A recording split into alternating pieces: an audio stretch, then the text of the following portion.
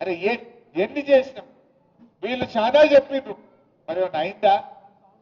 రేవంత్ రెడ్డి మొన్నెన్నో మాట్లాడిండు మనమట signal card ఎవరన్నా line దాటితే నీ బ్యాంకులకి వెళ్ళి డైరెక్ట్ అకౌంట్ లో పైసలు తీసుకుంటారట చూసిరా మీరు నీకు తెలియకుండా నీ పైసలు బ్యాంకుల నుంచి డైరెక్ట్ తీసుకుంటారట వాళ్ళని ఏమంటారే ఈ మధ్య కొత్త సైబర్ నేరగాళ్ళు అంటారు నీ పైసలు నీకు తెలియకుండా నీ బ్యాంకులకి వెళ్ళి అకౌంట్లకి వెళ్ళి తీసుకుంటే వాళ్ళని ఏమంటారు మరి ముఖ్యమంత్రికి సైబర్ నేరగాళ్ళకి ఏమైనా తేడా ఉన్నదా ఏమైనా తేడా ఉన్నదా ఏం చెప్పిండు ఎలక్షన్ల ముంగట మహాలక్ష్మి 2500 ఇస్తా మీకు 4000 అవ్వాతాతలకు పింఛన్ ఇస్తా కేసీఆర్ గారు ఉన్నప్పుడు రైతు బంధు నేరుగా ప్రజల అకౌంట్లలో వేసిండు కేసీఆర్ గారు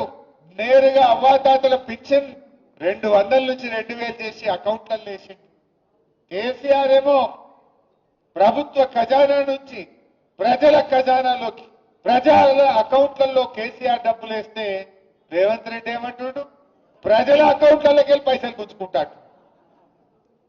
నువ్వు మహిళలకు 2500 ఇంకా అవ్వాతాతలకు 4000 అకౌంట్లో ఏమయ్యా రేవంత్ రెడ్డి అంటే నేను ఏసుడు కాదు తీసుకుడు తెలుసు నాకు అంటు ఏసుడు తెలియదు తీసుకుడు తెలుసు అంటుండు అయినా వేద్దామా బాగా ఆలోచించండి మొన్ననే బాకీ కార్డులు వచ్చింది మెదక్లాని చూసిన ఒక్కొక్క అవ్వకు తాతకు 25 నెలలు నిండింది గవర్నమెంట్ వచ్చి 50,000 బాకీ పడ్డట్టేనా ఎవడన్నా కాంగ్రెస్ వాడు రేపు అవ్వ దగ్గరకో తాత దగ్గరకో ఓటు అడిగితే ఏం చెప్పాలి బిడ్డ 50,000 ఇచ్చినాకనే ఓటు అడగాలి కాంగ్రెస్ వాడు అని చెప్పాలి ఎవరైనా చెల్లె దగ్గరికి పోయి ఓటు అడిగితే 62,500 బాకీ పడ్డావు ఇచ్చినాకనే ఓటేస్తామని చెప్పాలి నిన్న ఒక చెల్లె అడిగింది నేను టీవీలో చూసినా మీరు చూసిందో లేదో జోగిపేటలో దామోదర్ రాజనరసింహ గారు చీరలు వస్తుండు మంత్రి గారు చీర వస్తుంటే నీ చీరద్దు నా మహాలక్ష్మి పైసలు ఇవ్వండి ఇంకా 62,500 ఫస్ట్ ఇచ్చినాక మాట్లాడు అని మంత్రి గారికి ముఖం మీదనే చెప్పిందా లేదా మొన్న ఒక మంత్రి గారు వివేక్ గారు చెన్నూరులో తిరుగుతుంటే ఈ రోడ్ ఎట్లున్నది బుగ్గలు లేవు ఏం సంగతి అని ప్రజలు చెన్నూరులో మంత్రి గారి మీద తిరగబడ్డారు బట్టి విక్రమార్క ఉప ముఖ్యమంత్రి గారి మీద మదిరల మహాలక్ష్మి సంగతి ఏంటి చెప్పు అని మదిరలో ప్రజలు ఆయన మీద ఉప ముఖ్యమంత్రి గారి మీద తిరగబడ్డారు ఇవాళ పొద్దుగాల ఇంకో మంత్రి పొన్నం ప్రభాకర్ హైదరాబాద్ లో తిరుగుతుంటే జనం పొన్నం ప్రభాకర్ ను నిలదీసినటువంటి పరిస్థితి కాంగ్రెస్ పరిస్థితి ఏంటి మంత్రులను ఉప ముఖ్యమంత్రిని ఎక్కడికక్కడ ప్రజలు నిలదీస్తున్నటువంటి పరిస్థితి ఉంది ఓపిక పట్టిండ్రు 1 సాల్ 2 సాల్ 2 ఏళ్ళు ఓపిక పట్టిండ్రు ఇప్పుడు నిలదీసే పరిస్థితి మనం చూస్తా ఉన్నాం అంటే ఇక ప్రజలు నిలదీస్తున్నారని డైవర్షన్ టాక్టిక్స్ నిన్న నాకు సిట్ నోటీస్ ఇచ్చిండు ఇంకా ఇయాల్లో రేపు కేటీఆర్కి ఇస్తాడు గంతే కదా నువ్వు ఇచ్చేది వచ్చిందా గంతే చేస్తాడు ఎందుకంటే కేటీఆర్ గారు ఒకవైపు గట్టిగా నిలదీస్తుండు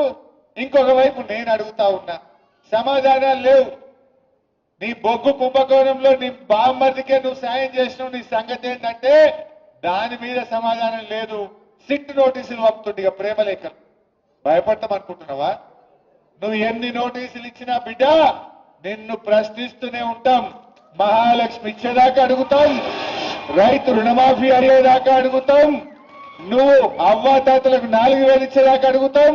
నువ్వు తులం బంగారం ఇచ్చేదాకా అడుగుతూనే ఉంటాం పిల్లలకు ఎస్సీ ఎస్టీ బీసీలకు ఫీజు రియంబర్స్మెంట్ డబ్బులు ఇచ్చేదాకా రేవంత్ రెడ్డి వెంట పడుతూనే ఉంటాం నువ్వు ఎన్ని నోటీసులు ఇచ్చినా నువ్వు ఎన్ని అటెన్షన్ డైవర్షన్లు చేసినా నీ వెంటనే పడతాం ఏందన్నట్టు మనం మున్సిపల్ ఎన్నికల్లో పనిచేసుకోవద్దు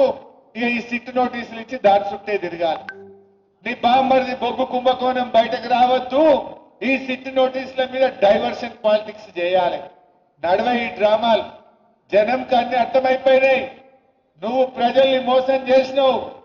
పైసలు లేవని ఒక దిక్కంటాడు ప్రత్యేక విమానాలల్లా విదేశాలు తిరుగుతున్నాడు ఢిల్లీ తిరుగుతున్నాడు